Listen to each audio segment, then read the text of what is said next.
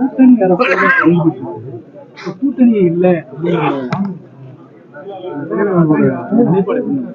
கூட்டணி அரசுலயே பங்குபட்டு கூட்டணி இல்லை.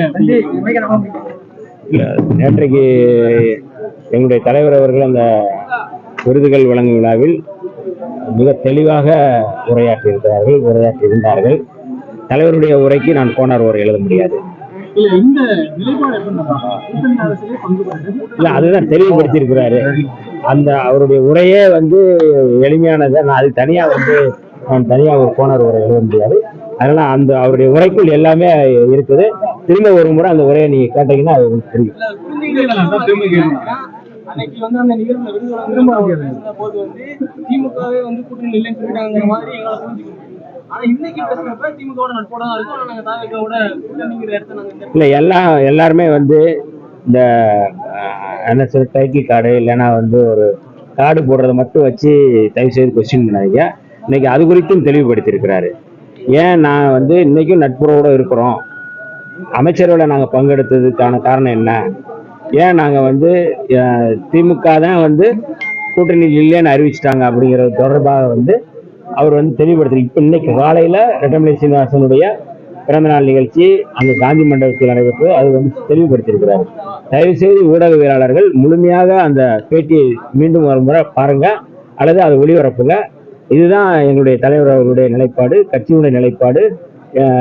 முழுமையா இந்த நிலைப்பாட்டின் அடிப்படையில் நாங்கள் செயல்பட்டு கொண்டிருக்கிறோம்.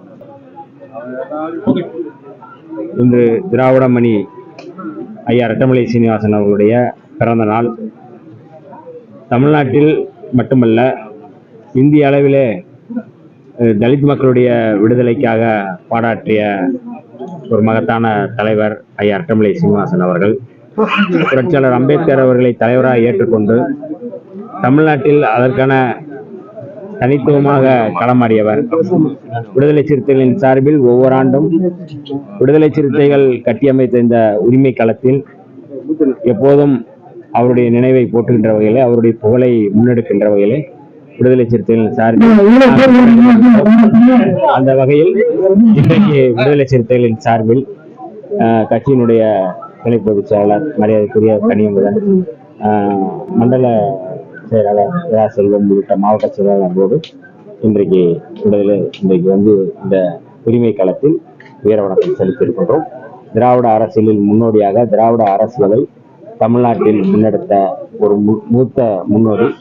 அவருடைய இந்த பிறந்த நாளில் அவருடைய கனவை, அவருடைய இலக்கை, திராவிட அரசியலை விடுதலை சிறுத்தைகள் முன்னெடுப்போம், சாதி ஒழிப்பு அரசியலை முன்னெடுப்போம்.